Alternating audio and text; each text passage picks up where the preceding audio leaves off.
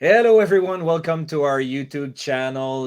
Martin Prescott with you once again today to introduce you another quality person, part of our staff at CarbonEthic group. So it's an honor for me and a pleasure to present you today, Miss Michelle Latulippe. Hello, Michelle. How are you? Hi, I'm good. How are you? I'm good. I'm good. Thanks. So Michelle is our forest carbon analyst at CarbonEthic Group. So you live on the west side of Canada, on Vancouver Island, but you're not originally from there, Michelle, right? No, I'm originally from North Bay, Ontario, which is part of the Canadian Shield in Ontario. So lots of lakes, lots of outdoor activities. Is it? It's the part of Canada where there's a lot of mining operations as well. Up. Yeah. So a lot of people are familiar with Sudbury, Ontario, Yeah. nickel Yeah. mine. We're not far from there. Yeah, we're a bit south. Okay. And what brought you to, well, first, what brought you actually to the West Coast? Work, forestry work out west. It started in Alberta, and then I just kept going further west. Just followed the work. It was northern Alberta for a while, long time, and then I moved to northern BC, and then I came to the island once, and then within 6 months I moved to Nanaimo. And you like it there? I Yeah, mean, it's not yeah, just about the forest, it fits your lifestyle as well. yeah. It reminds me a lot of home because there's a lot of access to water and outdoor activities. Yeah. So rather than going all the way back to Ontario, I get to stay here and not have to be in the winter essentially. Yeah, it's a bit warmer there, right? Oh yeah, yeah. I also been told that you really appreciate animals. So you are you a cat person, a dog person? What? Yeah, so I had two dogs and two cats at one point. Now I have one dog and two cats and a horse. Oh, horse as well. And that's it for now. Yeah. That's great. So another thing to get to know you a little bit better, if you don't mind, Michelle. Yeah. So I'm asking personal question. Hopefully you're okay with it before we talk about business and our operations. But also, what I wanted to know: why the forest? What brought you into the forest and that passion for everything related to forest industry? Mostly just the way I was raised, where I was raised geographically. There's a lot of outdoor activities to do in North Bay, and so I was always outside. And it just was an organic move for me after high school to go into forestry. It was easy. I didn't struggle through the courses, and then I got work right away. So it was a lot of things led up to where I am now, and it's never been particularly difficult for me. So Yeah. to me, that's a good thing. That means kind of on the right path. And you're comfortable with heavy cold weather, being in the forest, even if temperature are because I'm more of a pencil pusher myself, but I admire people which can work outside, manually when the conditions are pretty harsh. So that's something that you grow in and you're comfortable with, I guess. Uh, yeah, not so comfortable with it. I mean, I moved to the island, but it doesn't bother me. You just prepare properly. Yeah. Working in northern Alberta, I think we were in the winter. We would be working in sometimes minus 40, Wow. 5. Yeah. Degrees, just to Yeah. make sure Yeah. people Yeah. understand. Yeah. Those days were usually shorter, or you'd be in the truck more, Yeah. so going from site to site. And then interior BC, I think you get down to minus 30, and you're still trekking around in the woods. Again, it's a shorter day, but I don't mind if I'm properly dressed and prepared. Yeah, so you can adapt to the fact that from the island you might go operate up north British Columbia with our partners, Cascadena for that amazing project of ours, which is pretty up north, right? I mean, like it must be winter there till the beginning of May, I guess, something like that. It's yeah. So I worked about 300-ish kilometers east in high level. So Fort Nelson and High Level are about the same. Yeah. And I think the forest type is about the same. It's boreal. So to me, I worked up there for years. So I don't think it's going to Yeah. be anything new for me in terms of Yeah, the geography. terrain must be pretty much, yeah, the terrain must be pretty much the same and pretty close to what you lived through while you were in Alberta, I guess. Yeah. Makes sense. Sweet. So what is actually your tasks on hands and duties regarding, being a carbon analyst at CarbonEthic? So just for the people to understand a little bit more about our forest operations, Michelle. So last week we had the chance, to introduce to our viewers Brandon, our vice president at Forest Operations. He gave us, a good hints about what has to be done and where we're going. Uh, I know right now you are a very hands-on person into the data analytics and all of these things. Can you tell our viewers a little bit more about what you're working on right now and what's the purpose? Right now, I'm mostly working with the carbon budget model, the CBM CFS3. So we're taking VRI data from our polygons or cut blocks, have Yeah. you, in our project area, the KIPCA. And we take the data, we have to create growth and yield tables, which is basically just saying, the trees grow this much every 10 years. So from year 0 to 300, let's say.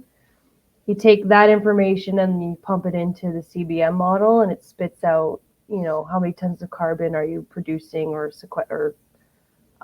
sequestering based off the trees that are present.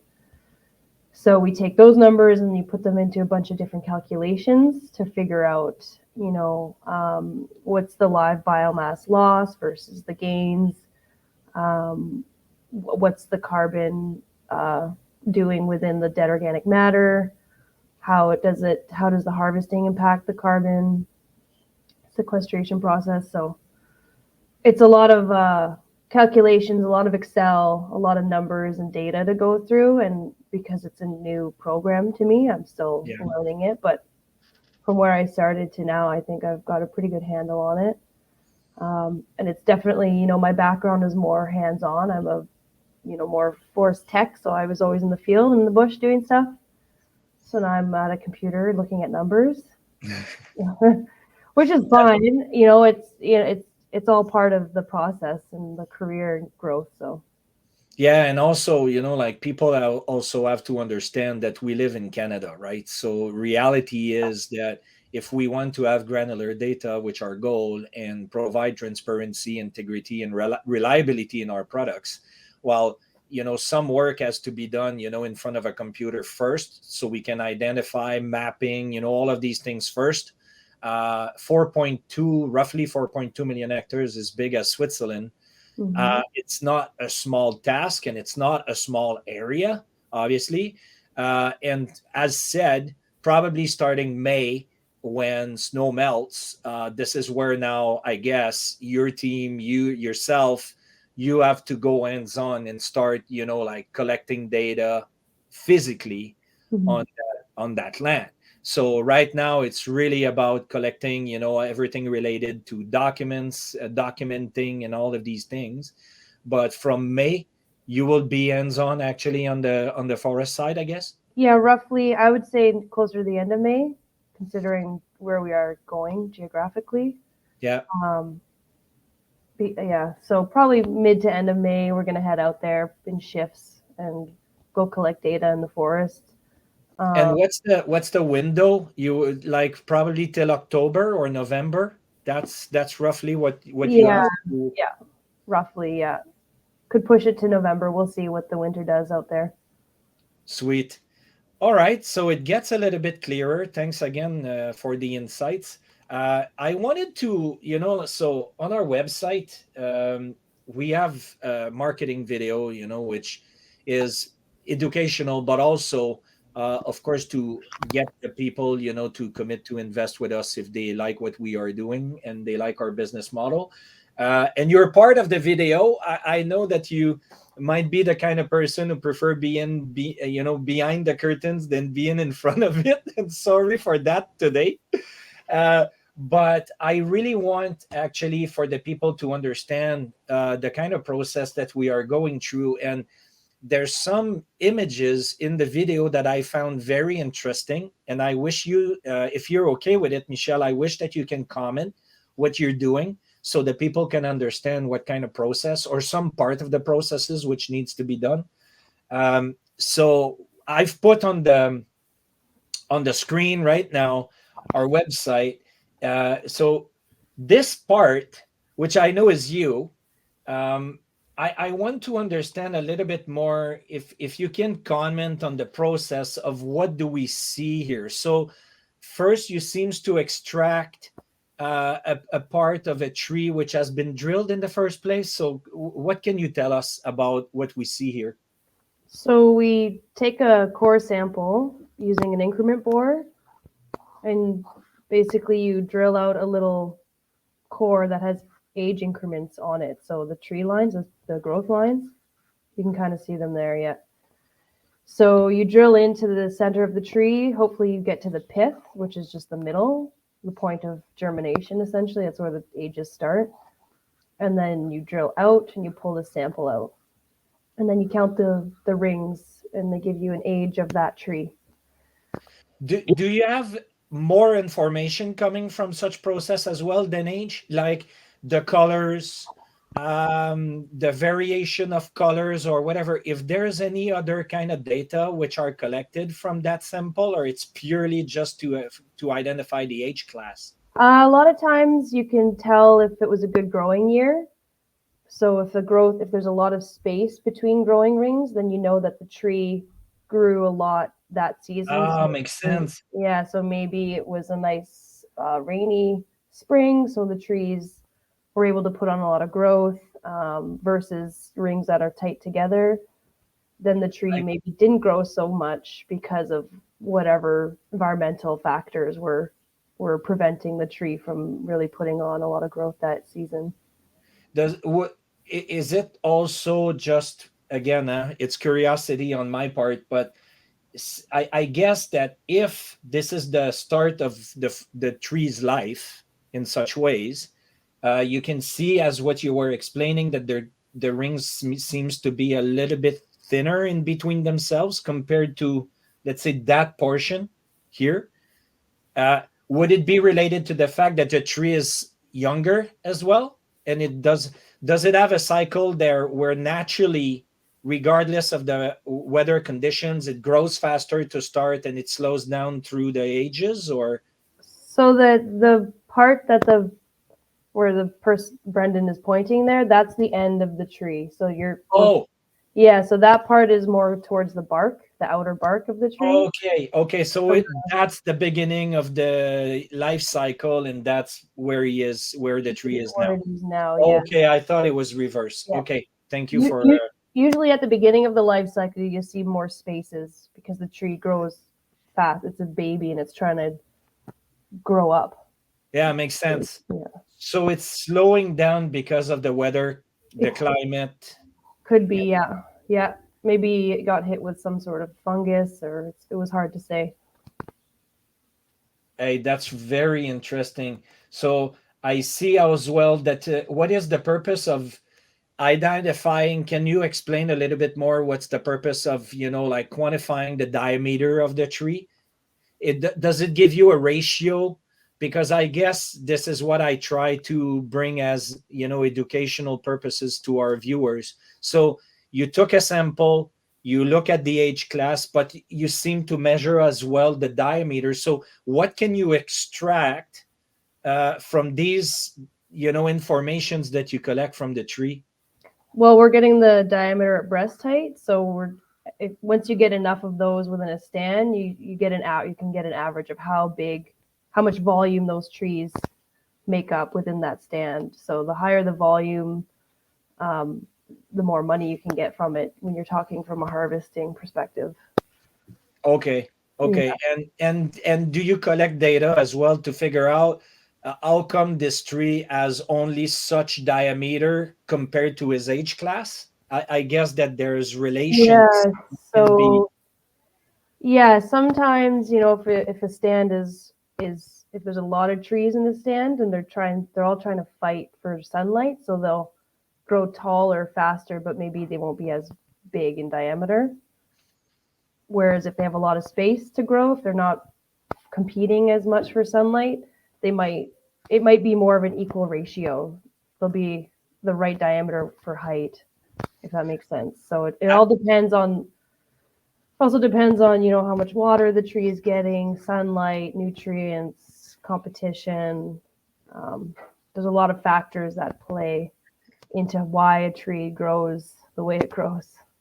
That's so awesome, to hear. And so it brings another question to me, if you don't mind. So that's why active forest management is so fundamental, right? And I mean, it's not just about our operations, but every beneficiary forest owner should consider having their forest, their asset being managed properly, because this is where you can, I guess, and again, tell me better than I just extrapolate myself, not being an expert, but you need to clean the bushes, you need to remove the old trees, and by removing these kind of old trees and everything else around it, that's the way you create, I guess, the space required for the forest to grow faster, to develop better.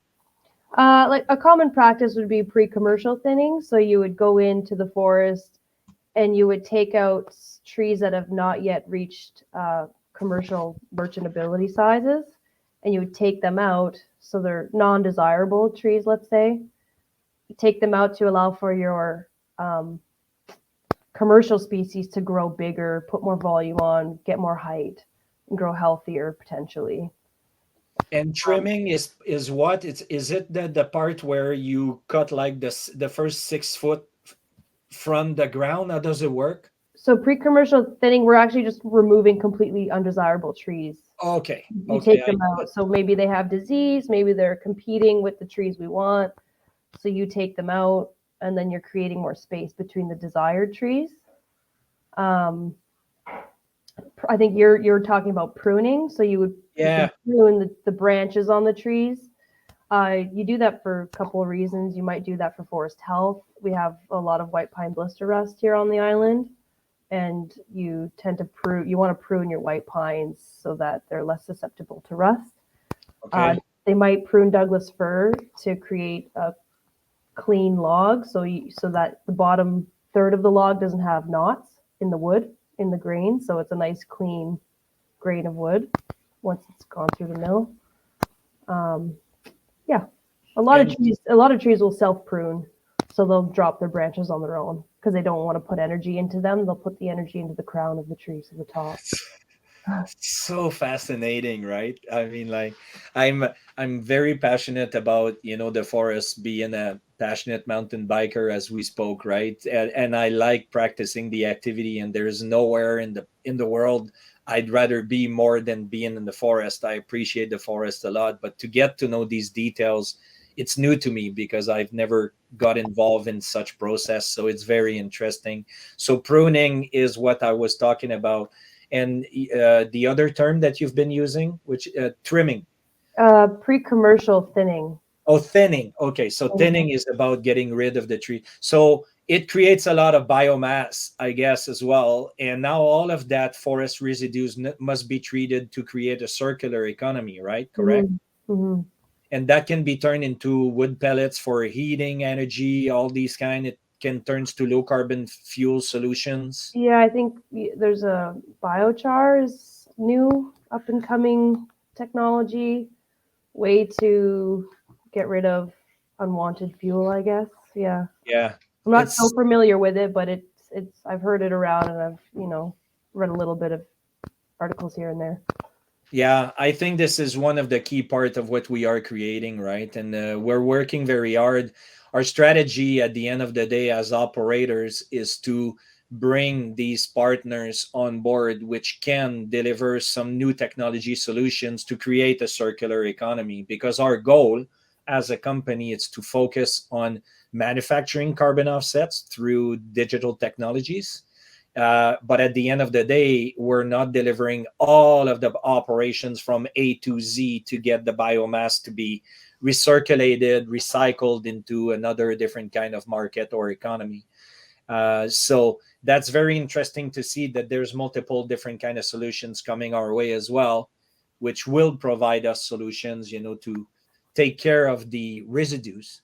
Because Mhm. I guess that 4.2 million hectares of forest will create a lot of residues, right, through thinning and Yeah, I think it also has the potential to promote some really healthy forests as well, if we can clean them up. Because I'm not so familiar with the forest health issues up there, but I'm sure there's different root rots and rusts that could be tended to. yeah. So a lot of work for the next few years to come. I hope so. Yeah. Michel, thanks again for the great interview. That was absolutely educational. Thanks. I really appreciate it, giving some few details about the operations. Last comment or last questions I want to ask you. So, how is it for you personally to be part of that beautiful project of ours and working, doing what you love best? It's pretty cool. It's very, very new still. It still feels really fresh and, to be honest, kind of weird. Just because it's not what I'm used to. Like I said, I'm used to just being in the bush and laying out cut blocks and counting trees. So it's a little obscure, but I'm enjoying it, and I like the potential or the direction that the project is going, and I'm excited to be a part of it. So I hope it keeps going for many years because it's really cool. Yeah. Well, our goal is to keep you as long as we can. That's a fact. And of course, we do appreciate, the quality of your services and everything of what you provide as knowledge and expertise. And I know as well that you appreciate working with Mason. Mason, by the way, Mason Paul is going to be interviewed next week for the benefit of our viewers. He will provide some other, expertise regarding the forest. And of course, you work very close with our CEO, Brent, and Brendan Flanagan, which has been interviewed last week. So, all of the viewers out there, if you haven't watched our interview last week with Brendan, please do so. We also have an interview with all different operators, and we will distribute one interview a week so you get to meet the team. That's our goal today. Michel, thanks again. Appreciate the beautiful weather that you're part of right now, which I'm not. And hopefully, we'll have the chance to meet physically soon so I can go visit Vancouver Island and bring my bike to visit you there. And take Yeah. good care of your horse. Yes, I will. Thanks again, Michel. Thank you. Everyone, see you later.